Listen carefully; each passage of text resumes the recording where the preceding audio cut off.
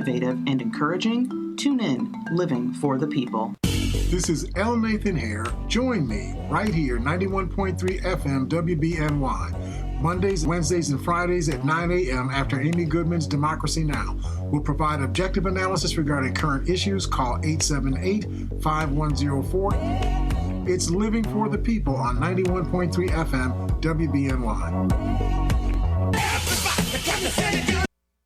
Ready for radio that's challenging, innovative, WBNY Buffalo. The views expressed on the following program are not necessarily those of 91.3 FM WBNY, the United Students Government at Buffalo State, or Buffalo State itself. Due to the opinionated nature of these programs, listener discretion is highly advised. If you have any questions or comments about today's program, you can give us a call at 716-878-5104.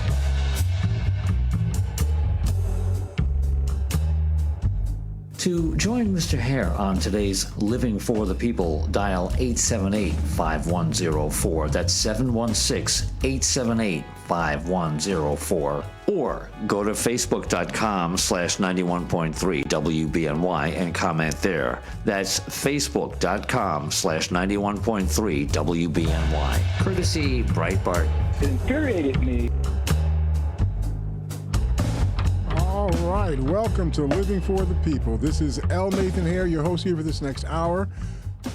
In this broadcast, focused on providing insight into events shaping our national and regional world and the facts behind those events and policies that are shaping our world for today and for tomorrow. Join us weekly on Mondays, Wednesdays, and Fridays from 9 a.m. to 10 a.m. following Amy Goodman's Democracy Now! Program. And, of course, our program is live, so you can call in, you can join our discussion. We really hope that you will. Our number here again is 716-878-5104. That's 716-878-5104. We're also here with Norm McCarter, who is our in-studio audience of one. Welcome, Norm. We got to turn the mic up a little bit. Press the button. Hear me a little better, Mr. There you go. All right. We got to let people know you're really out there. They think that I'm faking when I say that there's people out there that are listening to us. And, of course, we're here with Willie H., who does the live streaming of the program. Welcome, Willie. Welcome, everybody, to Living for the People with L. Nathan Hare. You know, Willie just settled back in from the Dominican Republic. You know, last time I was in the Dominican Republic, it took me a few days to get myself organized, right? Willie just came back. I mean, he came back. The morning that he came back, he was in the studio working. Will's he's smooth like that, Mr. I mean, he's like programmed. He's like a robot. No, he's AI. Well, that's what it is. Well, he's not really a human being. He's really AI. No. That was my third time going there, so I was familiar with the people and things and processes. So it was a piece of cake. Yep. So glad to have you back and have you working with us to make sure this program happens and that we're able to provide service to our community. I wanted to take this program, the first part of the program. It seems important to me, Norm, that we help people understand, I don't know if I'm saying this the right way, that people become conscious that the kinds of class-based, race-based thinking that underlies this right-wing conservative ideology that gets enforced by creating a authoritarian style government to enforce that class-based, race-based way of thinking. It seems to me that we talk about that as if it's an individual who is pushing that ideology. You know, we think of Donald Trump, right, and think he's an autocrat, he's a racist, he's a this, he's a that, but we think of all of those isms around him as if it's him that's bringing that to the dance. Well, and I feel like, you know, you got a dance going on, you know, when we used to have, you know, we used to call hops, you know, or mixers, a lot of people come to the dance, not just Donald Trump. Right. There'd be a lot of people come to the dance. There'd be a lot of people who came to the dance who couldn't dance. They would just come and watch because they enjoyed the show. Yes, sir. So I think there's a lot of people who are class-based, race-based, ideological, authoritarian, you know, type people. Mm-hmm. They don't get news coverage. They're not the ones coming to the demonstrations, but they're coming to the dance. They're the audience, and they're the ones who vote. They're the reason why 58% of Republicans in the Republican primary, in a Republican primary where the leading candidate, Donald Trump, doesn't even bother to come to the debates. They had 4 debates. He's not been to one of them. He's not even campaigning. But he's the leading candidate, right? He's imaged as the authoritarian, class-based, race-based ideologue. Mm-hmm.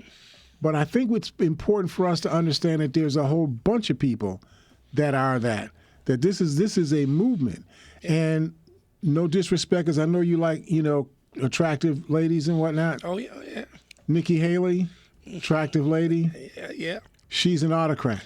Right. She's a class-based, race-based ideologue. We'll talk a little bit about her. Haley, does she have the sisters, right? Huh?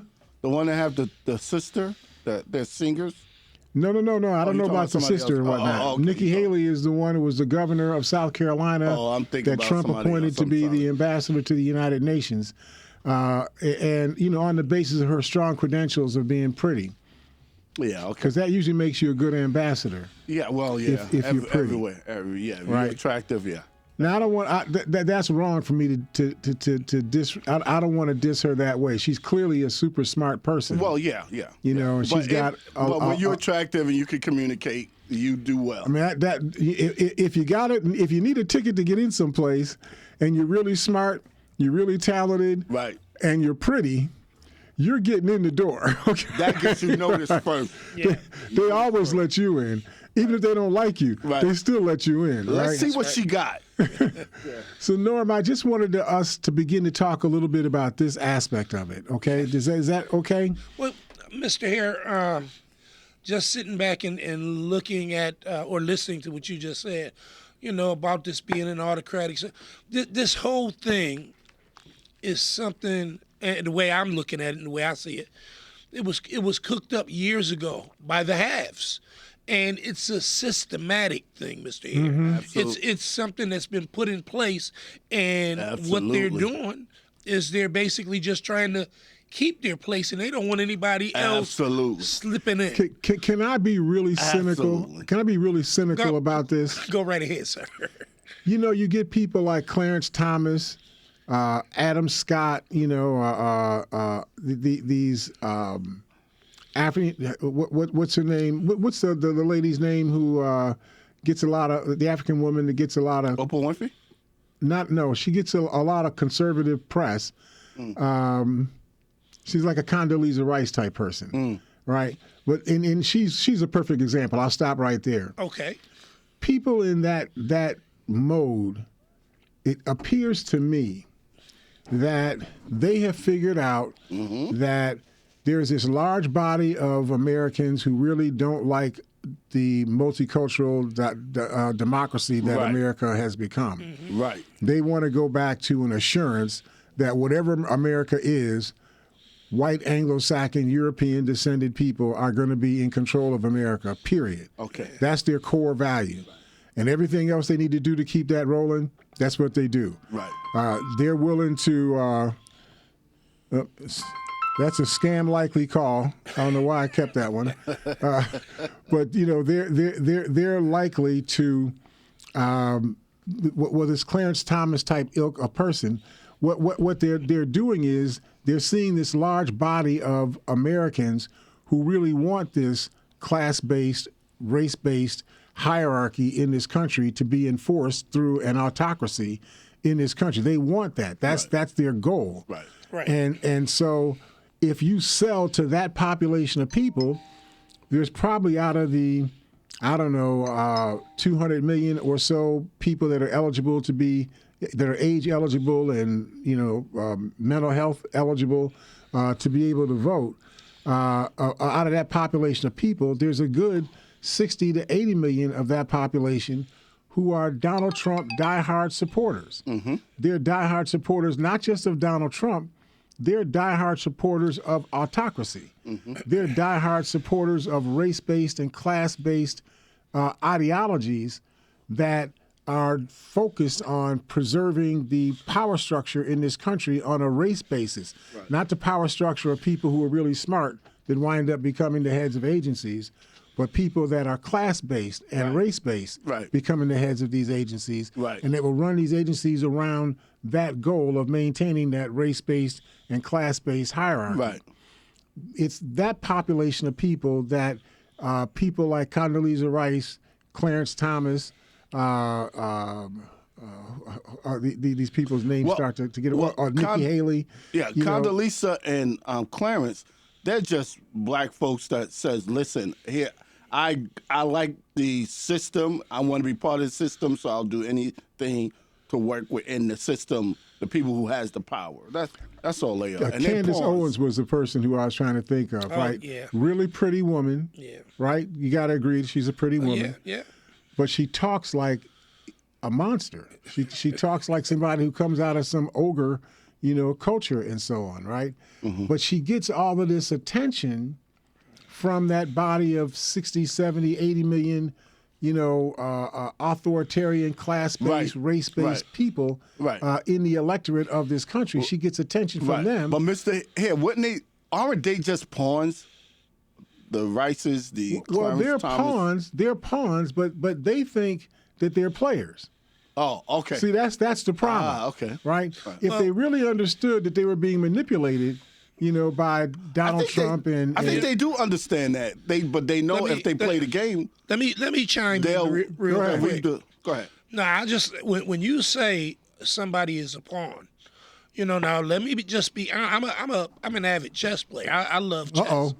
Oh, Mr. Here, because you know how to win with pawns too, we've don't discussed you? this. I'm just saying that a pawn can be a very powerful piece, and in this particular game, they're very these particular pawns are powerful. If they understand that they're in a game, and that there is structure to the game. Right. And if you learn the structure of the game, even though you may be the weakest in terms of power in the game, if you work collectively with other people who are like-minded, who also have real powers in the game, you can orchestrate your little power with their bigger power, and you can attack and defeat the biggest power. Yes, sir. Yes, Queens sir. can fall. Yeah. Kings can fall. Right?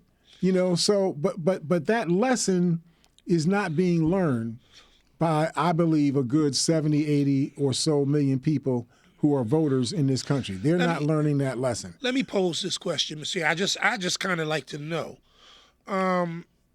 is there a strategy that can be utilized by, let's just say the Democratic Party? We'll say progressive-minded people. Whether you're a Democrat or a Republican. that sounds a lot better. You usually format things a lot better. But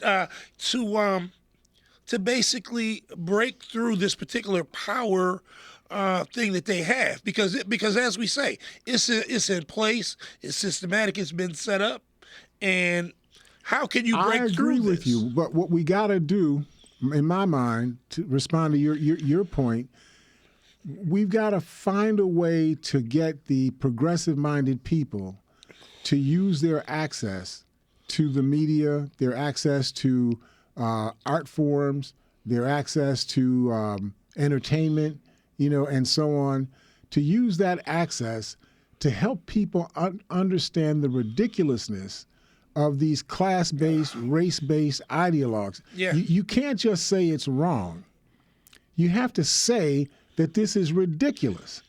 I mean, I always use me as an example because I've been alive a long time, so I've had a chance to see a lot of things. Yes, sir. Right? I grew up in a culture where there were still colored-only signs. Right. There were still fountains that had signs that said black water over here and white water over there, and so on. And I've seen this country grow past all of that because people began to understand how ridiculous they looked. Right. When people in Rome and in Venice and in Prague and in Kiev and so on saw white men in uniforms with hoses, with power hoses, on babies, knocking over babies, knocking over women, beating men on the top of their heads with clubs and whatnot, all because they were walking over a bridge chanting, we want our civil rights, we will overcome. For that, you beat these people on the head, you sick dogs on people, you put power hoses on people, You beat them with clubs and so on. And then you call yourself great? The world looked at this and said, these people are ridiculous. Right. Who wants to be involved with these people? Right. These are the same people that call themselves the greatest generation on earth who fought World War II in Korea. And don't get me wrong, the people that were willing to put up the 2 or 3 million American lives that were lost, in those struggles, they're great heroes. They're great heroes. They're doing stuff that They're great. there may not be that many people in our current generation who would do what those 1936, 1940, 1945, 1952 type people, what they did. I always think in America, Mr. Head, there are a lot of great people. It's just people that's put in certain positions want to keep that power. Like you say, Right. They get obscured, by the nonsense, right? But that great generation, everything that they did, everything that they fought for, everything that they preserved in this country is being threatened by these people that call themselves the class-based, race-based autocrats that Nikki Haley represents. So I hate to sound like I'm advocating for or against a particular candidate, but I think it's important for you to understand things in context. Let me just help you a little bit about this girl, because I know, you all been fascinated by her looks. She's got a nice little walk, and she talks real pretty. You've been taking out the walk she used to be the UN ambassador. She was the governor of North Carolina.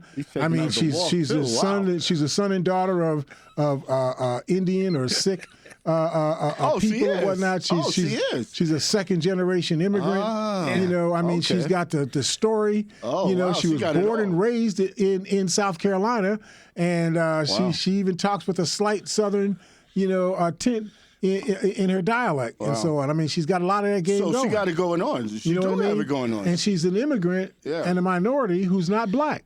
She's not visibly black. So of course people going to listen we can really hate on her. I mean, we can really love her, right? And continue to hate on black people, right? And say, she's not one of them. Right. She's really more like us. Now I'm being caustic, okay? But I said I was going to be cynical. So I told you up front I was going to be cynical. Let me just read to you some things. Donald Trump, among his many troubling aspirations, says that he plans to assault the federal civil service system, wipe it out so that only people that are loyal to Donald Trump take a loyalty test, how Donald Trump made people take those, sign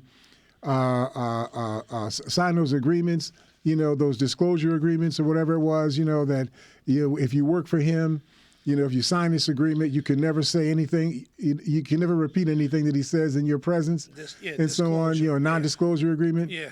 Well, Donald Trump wants you to sign a non work for anybody other than me, agreement. You got to be loyal to me, Donald Trump.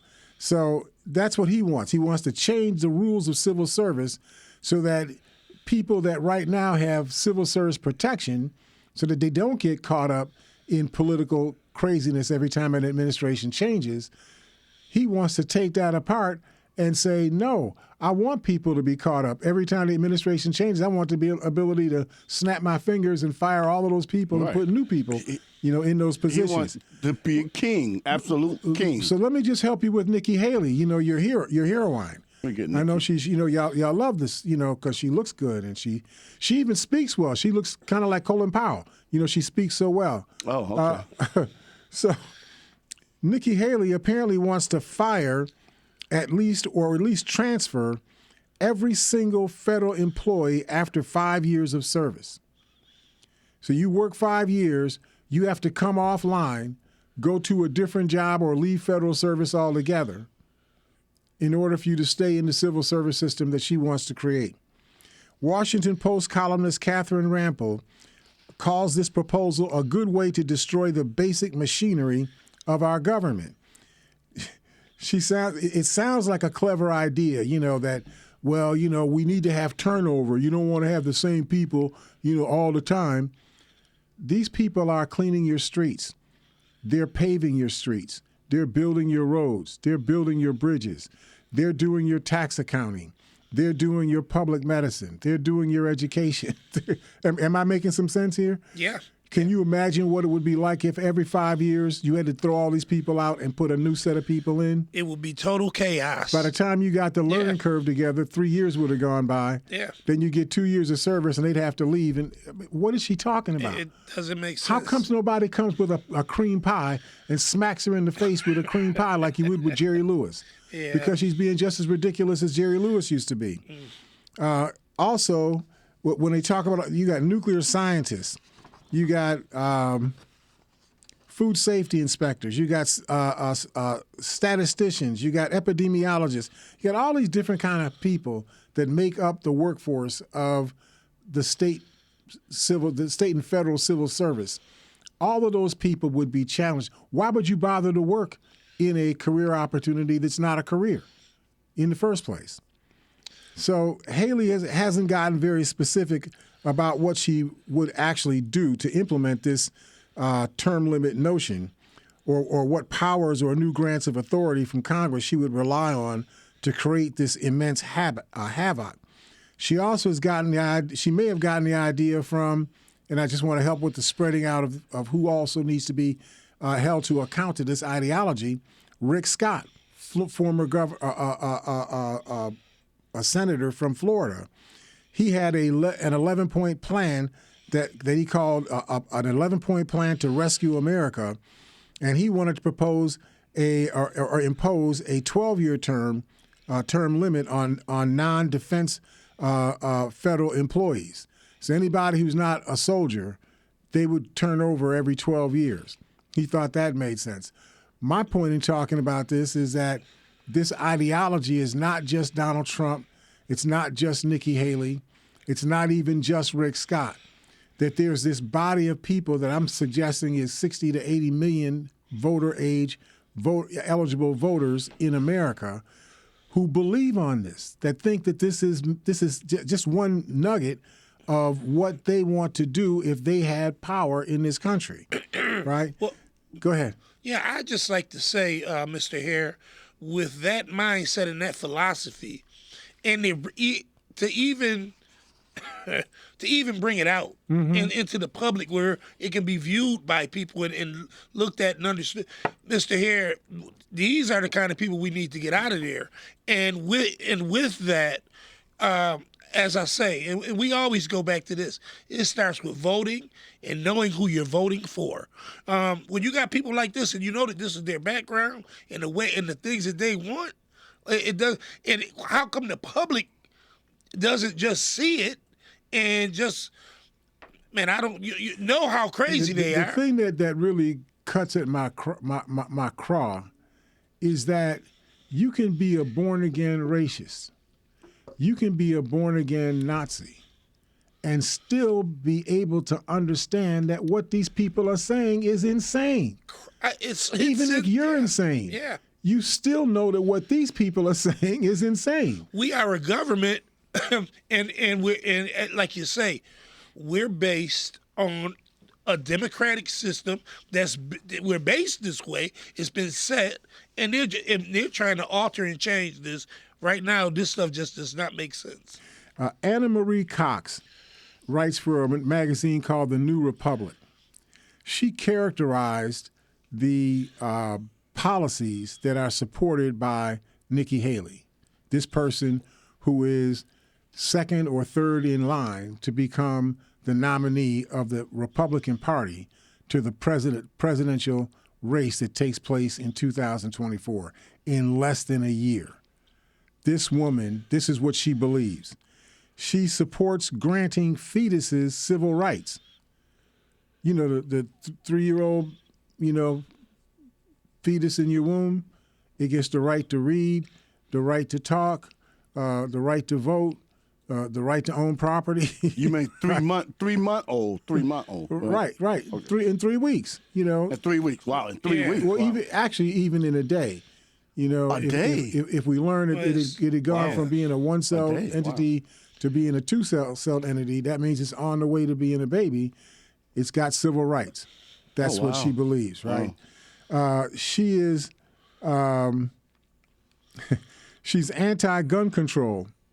She Anti-gun control? She does not want to see any limitations on a person's ability to acquire or possess a weapon of any kind. Yeah. So she's never she hasn't seen these mass shootings or anything that's been She going on. thinks that you should be able to buy an F-15 and park it, in your backyard. Yeah, because they figure, well, our people are going to dwindle, so we need firepower. What's the value of having gun control or gun rights if you can't own any kind of gun, right? You should have the same kind of power that the Marines have, that the U.S. Air Force has. Right. That's what the National Rifle Association You're talking about teaches. having military power.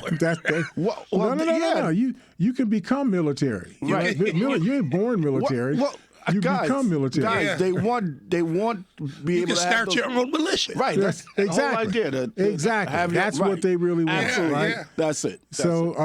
She also wants to have metal detectors in law enforcement stationed at every school. This is Nikki Haley, right? Nikki Haley. Yeah. I got a picture of her. She is a nice looking woman. And I'm not all upset about having metal detectors in law enforcement stationed at every school. I mean, we just saw what happened in Las Vegas at a university in Nevada, where a guy who was mad about a job he didn't get 3 years ago. Right. Help me understand. This fellow applied for a job 3 years ago. He was already a professor at a university. He wanted a job at another university. Wow. So he applied for that job. He didn't get the job. But that was 3 years ago. Mr. Hare. You woke up 3 years ago and said, man, I still didn't get that job. I'm going to go shoot 4 people. Mr. Hare, that was something that was within him, I believe. You know what I mean? He just wanted to do this. Yeah. The way I look at it. I think you're right, Norm. I think he's making up it the was story. embedded. He's got a little manifesto that they Yeah. found in his apartment and whatnot. But I think that's just something. I agree with you 100%, Norm. I think he just made that stuff up when he was on his way to go murder somebody.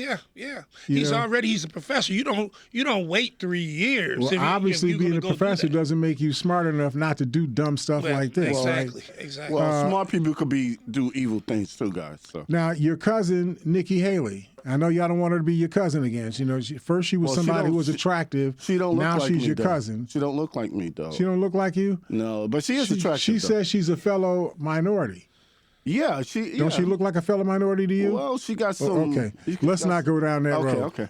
What Nikki said is, don't say gay. In fact, Nikki said that Ron DeSantis's claim or his mantra of don't say gay, it doesn't go far enough. We should go further. She said, she also pledged to fight any measure that would limit police funding. Give the police all the money, not just what they want, just give them all the money. Maybe they should give them her salary too. Okay, well, that's another story. Yeah.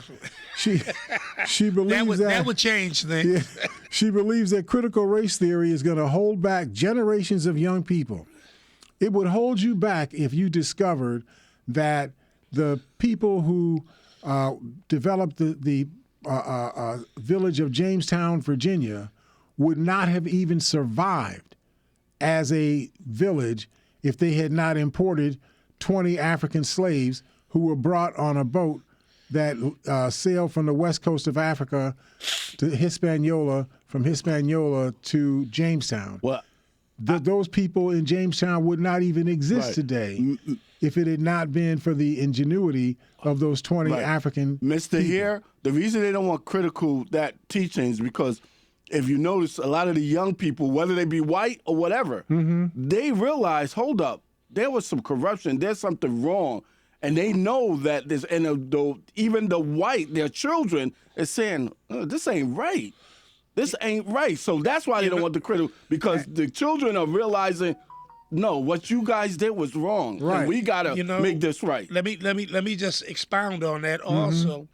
They don't want the nation really knowing what this nation is really built on. Right. And when you expound on it and it comes back, there's a whole lot of inventions and different things that came from people of color. Hundreds. And, I mean, Eli Whitney got credit for the cotton gin. He didn't invent the cotton gin. There's no credit for us. Right, we get no credit. And even, what are you saying? And even in the workplace, guys, even now in the workplace, there's a lot of things that we contribute, but we don't get the credit. The people they took it from us. You remember the department store Sears, right? Yes, sir. Sears and Roebuck. Right. When you were young, it was called Sears and Roebuck. Yeah. Did you ever ask yourself why it stopped being called Roebucks? Must have been a brother. You just kept shopping on the department floors, right? You went from floor to floor on the elevator, whatnot. I remember. You got to be kidding, guys. That, right? But the reason why it stopped being Sears and Roebucks is because the black guy who invented the concept of a department store whose name was Roebucks. Oh, my Lord. Sears bought him out. Oh, my Lord. Well, he literally muscled him out. Yeah. He threw a little money on the table, but he muscled this guy out of the operation.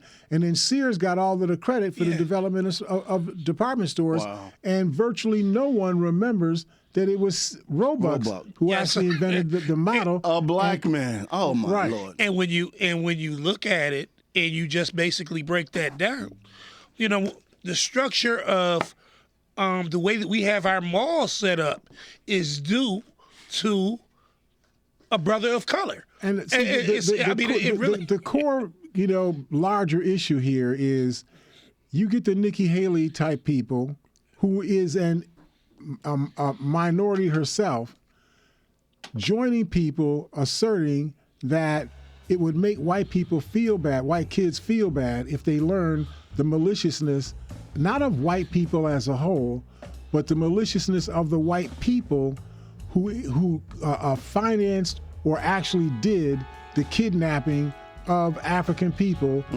enslaving them, taking away their humanity, taking away everything from them, that they would feel bad.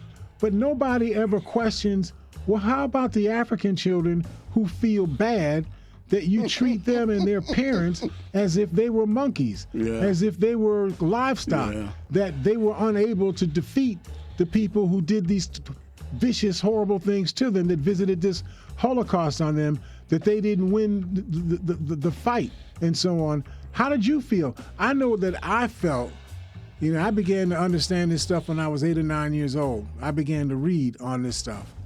And the way it affected me was, well, why didn't we fight? Right. That's what always was in my, I was in my late teens before it began to register in me. Well, they couldn't fight because there was nothing to fight with and there was nowhere to run if you did fight. Right. It's not like people who lived in Germany fighting for Germany, because when the fight was over, they would still be in Germany. Right. Mr. Here, for me, I became very angry when I found out that even when they allowed black folks to go free and then build their own communities, right, and then they were destroyed. The community that the African people built. That really made me angry. I became angry with white folks. That's what he's saying. Of that. Even when we were made into indentured servants, we still had to cater to. I don't want to. Well, an indentured servant is somebody who's just a slave for a certain period of time. You're enslaved for 7 years or 14 years, whatever it is, for you to pay off your bill, for the cost of transporting you to the United States. But you had the ability to walk away as a free person at some point. Yeah, but the issue with African people is there's no way you can walk away from being black. So even after you got done with your indentured servitude, you would still be black, so you'd still be subject to the same things that enslaved black people were subject to. But in most cases with the indentured servant, he never really got off that plantation. He worked and never was able to pay that master off. And that's what I'm saying. He was still serving the master even after he had supposed to have a freedom. So I heard that little soundtrack that Norm has going on. He said, just because I went to the Dominican Republic doesn't mean that the soundtrack doesn't mean what it means. It means let's take care of our sponsors. Right. So why don't we take our break and let's talk to our sponsors. We will see you on the other side of the break here at Living for the People at 91.3 FM WBNY. See you in a second.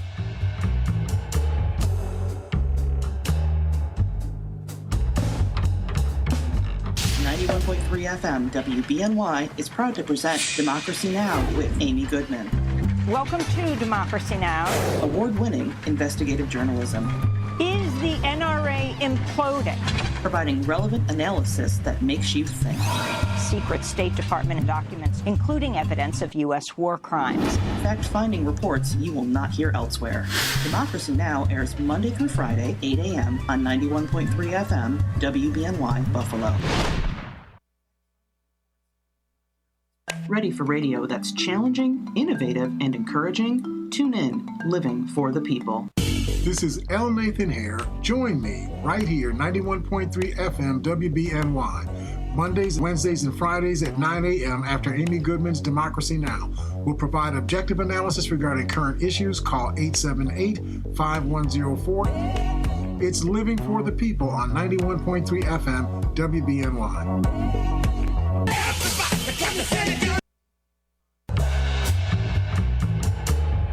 All right, welcome back to Living for the People. This is L. Nathan here, your host. We're here with Norm McCarter, who's our in-studio audience of one. Welcome back, Norm. Thank you, Mr. Hare. And we're also here with Willie H., who does the live streaming of the program. Welcome, Willie. Welcome, everybody, to Living for the People with L. Nathan Hare. Calling y'all, 716-878-5104. Let's say me again. 716-878-5104. All right, we love to hear from you.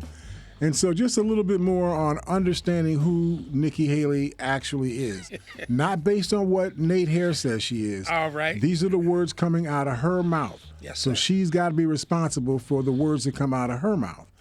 She says she wants to save Social Security, but she wants to save Social Security by cutting benefits to Social Security. Oh, my Lord. Now, you work, Right. well, I always give me as an example. I started working in 1959. Right. It is now 2023. Right. I've been working for 64 years. You've been putting money in the system Your for grandparents were not born when I started working, okay? I've been putting money on the table. The maximum amount that you could put into Social Security, I've been putting in the maximum since 1970. So I have way overpaid, my bill to Social Security. Right. I ain't mad. I'm not mad. You know why I'm not mad? I'm glad that I was strong enough that I was able to earn enough that I made more money than they were collecting from Social Security. I made money above what the Social Security income cap was. Right. So I feel good about that grace that God gave me. Right. Right. So I'm not mad about that at all.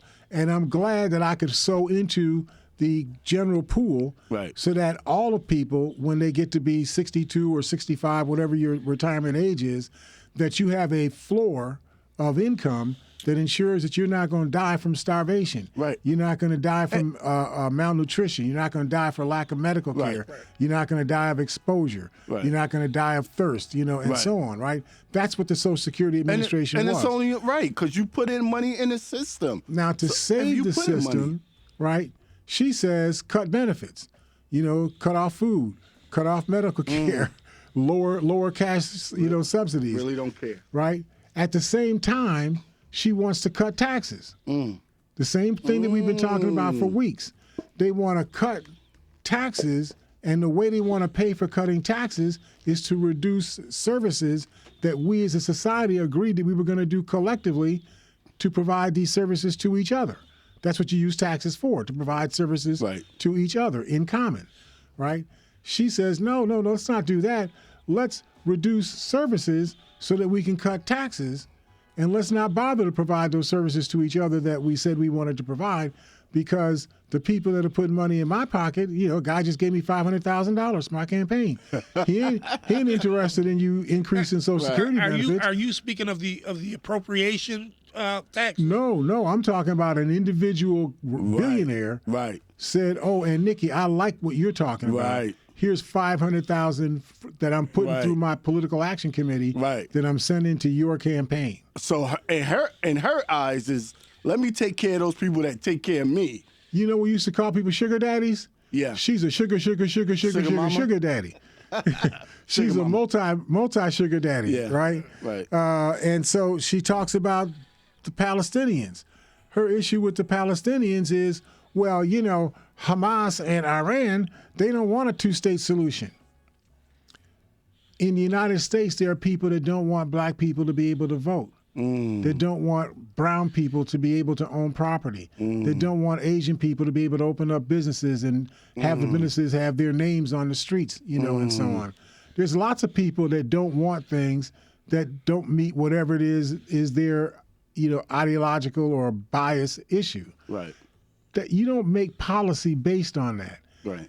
If you feel that you got people who are disempowered and they could become empowered if they had their own space, just like the Israelites felt that they were disempowered until 1947, 1948, in the Balfour Resolution that created the current state of Israel.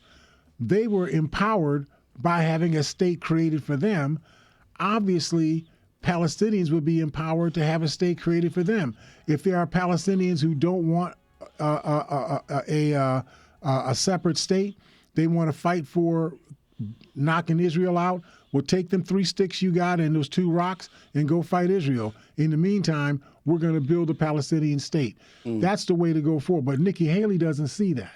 Nikki Haley just plays to the artifice of race-based and class-based thinking. Go ahead. I just want to ask a real quick question.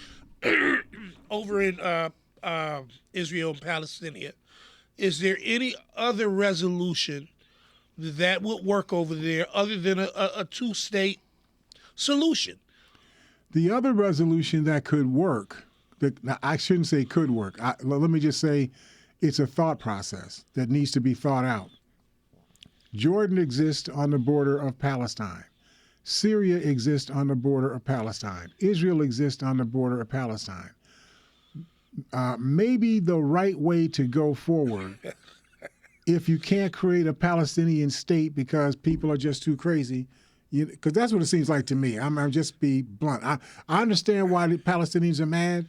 If I was a Palestinian, I'd be mad too. I think that you all robbed me. You owe me something. Yes.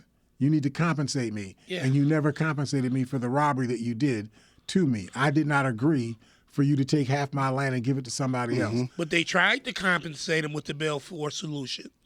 No. The Balfour solution, you're right. They did say in the Balfour resolution that there should be a Palestinian state, but they put all of their energy into creating the Israelite state, and virtually no energy was put into creating the Palestinian state. So that's why the Palestinians turned it down. So you have all of these Palestinians who are mad, but nothing was done to compensate them. Nothing was done to erect something for them. So nobody invested in them. Nobody threw them money or good amount of land.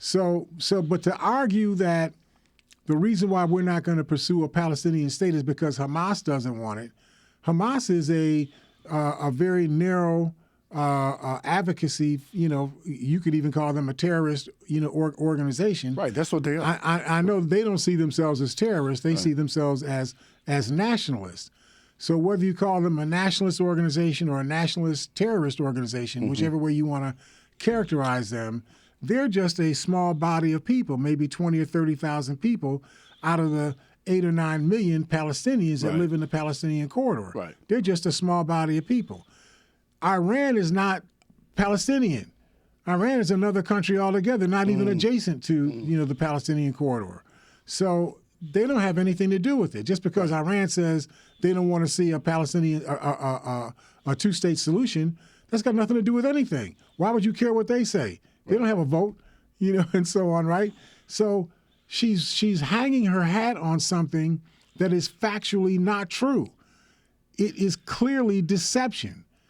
She doesn't want to see a Palestinian state because she wants to see Israel empowered, not only to be empowered in the half of Palestine that was given to them, she wants to see Israel empowered to take over all of Palestine because they feel that all of that was the promised land that was promised in the Torah or in the first 5 books of the Bible. That's what she believes. And I'm not sure that she even believes that as intellectually as I have said it. I think she just buys into whatever the other conservative right-wing Nazi autocrats, buy into, because what she's really selling is, I'm your girl. Keep throwing money my way. Right. Keep elevating me in my Right. in my career, and in return, I will rent my pretty face. Right. I will rent my clean veneer. Right. I got kids. I got a Right. husband. Right. I haven't gone to jail once in my life. I'm you. Right. I'm the best version of you. I'm your best version. and I will rent that to you Right. in return for money and power. Right, and there's people in this world that will do anything to get what they want. Right. Regardless. Yep. Go ahead, Norm. No, I just want to ask you. I don't know, and I was wondering, did you, in what you just said, did you give us another example of what could be done in this situation? You said it might be another solution other than the two-state solution. The thing I was inferring is that if you are not willing to empower a Palestinian state, is it possible for you to empower Jordan with money so that Jordan could construct farms and villages and small cities and factories and shopping centers and so on in Jordan, take some of this Palestinian territory and annex that to Jordan and make Jordan the administrator of the overall area? The Palestinians would become citizens of Jordan rather than citizens of Palestine. Palestine's not even a country. Yeah. It's still just a territory.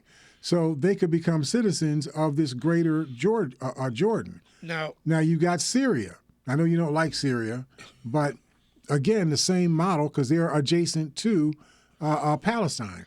You've got you don't want it to be Israel because the other thing would be just to have Israel nationalize all of it. But if Israel had control of the entire Palestinian corridor, they would treat the Palestinians the same way they treat Palestinians now. They would be fourth or fifth or 18th class citizens in Israel. Yeah. Israel believes in apartheid. No matter what they say, they always jump up and down and say, "Oh no, you can't accuse that. That's that terrible." No, you believe in apartheid. Right. You've structured your constitution so that the Palestinians that are born in Israel are not citizens of Israel. They're citizens from some cloud someplace. They're like aliens, and so on. That's what Israel actually believes. Yeah. Well, let me just. I'm feeling what you said exactly. It seems to me that when the two-state solution was offered, it was turned down. Now, if these other countries were to accept this particular resolution and go with that, that seems like that really would be a great resolution. But how likely are they to accept? Well, keep in mind, what I just articulated is a resolution to Nate Hare. Well, this is It would make Nate Hare know that you feel- have right. I would feel like, okay, all y'all got food, all y'all got chickens in every pot. You all got some new sashes. You got a couple of new dashikis, and so on. So y'all cool, right? Shut up. Don't say another word to me. Y'all cool. You want another cake? You get one cake a week. Now shut up. Don't say anything else to me. It would make Nate Hare feel okay. Yeah. Right? Yeah. But that doesn't necessarily mean it will make the Palestinians feel okay. Right. It's just like when they talk about reparations in this country for African people. You could give me a structure for reparations that makes you feel good, but it might not make me feel good. For example, they talk about reparations in the context of compensating people who are the direct descendants of slaves. Well, 95% of African people in this country are direct descendants of slaves, but only about 5% of the African people in this country can tell you even beyond the slave plantation that they originally came from, Right. can tell you what African nation they were kidnapped from. That's correct. Yeah, And very few of us can even tell you what plantation that we came from. Matter And of fact, even if you have folklore in your family that says, well, 5 generations back, you were on the LeGrand plantation, in Alabama. Well, that may be true, but when you go back to that plantation, there's no records Right. that talk about you. Yeah. Or if there are records, they only have first names, don't have last names. Because black people weren't human enough to have last names in white America. You might have been on the LeGrand plantation, but been sold down from the Johnsons. Right. LeGrand was the name of the guy who owned the plantation. Yeah. But your name isn't on the. Well, I found out maybe 2 years ago that I'm from the Jones plantation, and I found out about my white grandfather, which great grandfather. That hurts my feeling right now. See, so, and I feel you. I feel you. You know, I have evidence of miscegenation in my biology as well. You know, but you know, I know it's I can't do anything about that.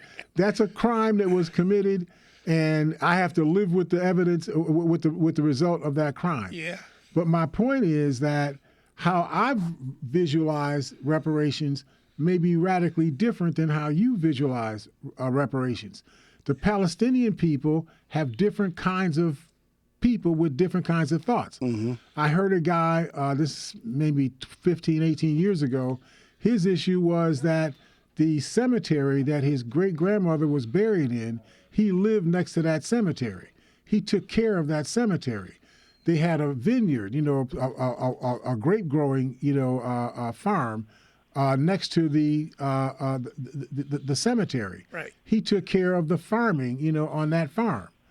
So when the Israelis were given, or the Jewish people were given this territory and were allowed to call this now Israel, he was deposed from his land with no money, no nothing. The Israelis just came with guns and tanks and so on and said, get out, you got 24 hours, get out. And he had to move with nothing, right? Mr. Hill, we got a caller. Okay, his issue was that he wanted his land back, and he wanted to be able to memorialize his great-grandmother, right? That was what his issue was. Yeah. So everybody's got their own spin. Right. So I'm not going to try to judge what everybody else's spin ought to be. My ultimate judgment is everybody needs to be able to live in peace, have food, clothing, shelter, medical care, et cetera, et cetera. Let me get this caller real quick. Hi, caller, are you there? Yes, I am. How are you? I'm great. How are you doing? Haven't talked to you in a little while. Yeah, doing fine, son. I just had to call and agree with what you're saying about the analogy between the Palestinians and black people here in the United States. One of the things we were promised was this 40 acres and a mule, which never came to fruition. But plantation owners were given money for their loss of slaves.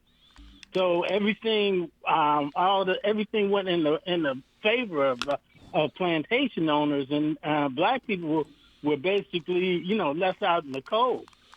Even when you consider some of these slaves who set up black townships and black Wall Streets and all that, and what did they do? The same thing that Israel is doing. They bombed them out, killed them all, and there are no black townships left. There's a bunch of cemeteries, or places like Central Park where they just went over them, and you have a whole township on the Central Park. So it's the same type of analogy, same type of thing went on, and it's still going on. As you said before, it's just continuing.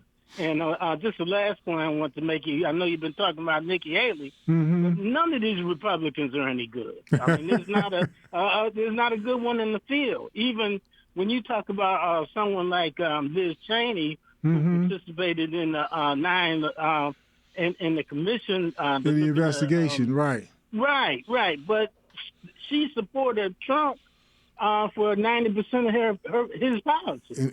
If Trump had, there's not a good one in there. Right. If Trump had turned out to be an actual honest person, she'd still be with Trump. So it wasn't Trump's ideology that she was upset with. She was just upset with his ambition. So right. I get where she's coming from, but she's not my heroine. I appreciate the fact that she stood against what Trump was doing, but she still wants the same things that Trump wanted. The same thing that Nikki Haley is saying she wanted. Nikki Haley sees herself to be a successor to Sarah Palin. Why would you want Sarah Palin to be your role model? This is the woman who didn't even know that Hawaii was a state of the United States. She thought that she could see Russia from her home in Wasilla, Alaska. She said, well, we're a part of the national defense. The airplanes fly over Alaska. Airplanes fly over every place. That doesn't make them a part of your national defense, right? Just absolutely insane, right? I mean, This woman was a dummy. But that's what's now Sarah Palin. I mean, Nikki Haley is not a dummy, but she picks up on the model. Sarah Palin was cute, you know. She talked real crispy Alaska, you know, a dialect or accent and so on, and she smiled brightly, and she sold that as a cowboy girl. You know, she wore a cowboy hat and cowboy boots, and you know, she caught fish that were like really big, 45-pound fish. She was pretty popular. You know, so she did all of that stuff, and they glamorized her. That gave the, instead of the snaggletooth, you know, what do you call people with their hair, the broken ends, you know, on their hair, you know, haven't washed in a long time. You know, what's her name? Mrs. Clinton called them deplorables. Right. She became a different face of the deplorables. The deplorables aren't ugly. The deplorables are not people that don't brush their teeth, you know, and so on. They're actual human beings. And we together want a race-based, class-based society. We want to be on top, and we want you on the bottom. And if you don't like it, we will use our authority to oppress you, to suppress you, right, or to repress you. All those presses are the same thing. They all meant pushing you down, right? Yes, sir. Yes, sir. Okay. All right. You got another thought there? No, thank you so much. All right. Thank you for your thoughts. Thanks for listening. Look forward to talking to you again. Okay. Thanks, Yeah. big bro. Thanks, big bro. Okay. How many people amongst us know that Sarah Palin, I'm not Sarah Palin, Nikki Haley opposes private sector unions? The same thing that Ronald Reagan was against. Remember in 1980, 1981, 81, 82, whatever it was, Ronald Reagan went to war against the air traffic controllers because their union was asking for more money. And so what he did is he just fired all of the air traffic controllers. Then they hired people who had never been air traffic controllers before and put them in those jobs. Yeah. And they trained them in, I think, like 4 or 5 hours. They trained all. Oh, my gosh. Now, I don't know what you know about being an air traffic controller, but you're looking at bleeps and lights on a screen. Yeah. And each one of those circles on the screens has a different, you know, kind of meaning. And then there's several different screens that have different things to tell you about elevation, you know, that tell you about, you know, the vector that a plane is going on. It tells you about whether it's rising or falling, you know, and all those kinds of things that these devices do. They taught you this in one setting and set you loose in those traffic control towers. You know what I do know? Or flight control towers. Is that it's 6 months training, because I got a cousin that's in air traffic controller school now. Mm-hmm. So he's got to go to school for at least 6 months to find out. You can't learn that in 5-6 weeks. So this is the same mentality that Nikki Haley is saying, right? That she doesn't, not the flight controller thing, but she doesn't support private sector unions. She thinks the private sector unions are predatory on businesses. Not predatory on you as a citizen. Mm-hmm. They're predatory on the businesses that employ you. Right. So if we knock out the private sector unions, then businesses won't have to be bothered with pressure to raise taxes or to provide fringe benefits to their employees or provide safe work environments for their employees. I told you how I walked across a catwalk, you know, to test the viscosity of alloys that were in a blast furnace below me and so on, right? When I was 15. Yeah. Now tell me that there isn't a law against that. Got to be something They against got a that. law today against that, but there wasn't a law at that time, you know, against it, right?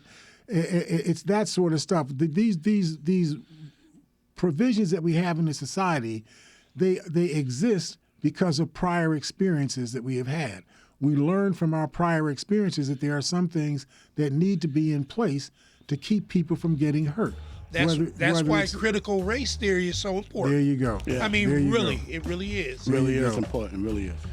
So on abortion, I told you she opposes abortion rights.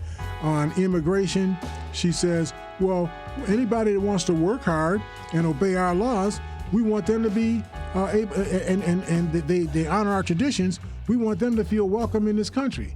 Well, every one of the people that are immigrating here as asylum seekers that are running away from gangsters and so on, they all want to be loyal to the country and want to be good citizens and so on. And vast majority of them are loyal to the country and obey the laws of this country. That's not the issue. The issue is you don't want people to come here and just become a part of society. You only want the people to come here who want to work during harvest season, work during planting season, and then go back to wherever they came from, don't vote, don't get any benefits out of living in the United States other than your paycheck. Okay. That's what she wants, that's right? Okay. It's just predatory citizenship that we need to be dealing with, right? That Nikki Haley is a part of that predatory culture, right? You know, in this society. They want indentured servants. That's what they want. She opposes increases in Medicare and Medicaid. The Obama administration put the Affordable Care Act to ensure that almost everybody in this country had at least access to health insurance if they didn't have access to health care. Nikki Haley says, no, you should just muscle up and save money and take care of yourself. That just doesn't work. That's how we had so many people dying in this country. The reason why our life expectancies rose from the mid to late 60s into the mid to late 70s is because we had these laws that made healthcare accessible through your employers, that made it more accessible through your you being a citizen of this country and so on. Listen, that's that music that says that I'm all the way into somebody else's time. So we got to roll, we got to rock right here. But thank you for listening to us and supporting us. We look forward to talking to you all on Monday. Have a really good weekend. Be safe. Be accountable. We all have to be in this game for each other. If you start there, the rest of these things will align themselves with that goal, and we'll all be all right. We'll see you all on Monday here at Living for the People at 91.3 FM, WBNY. Thank you, Mr. Hare. Thank you, my daughter. Thank you, my brother.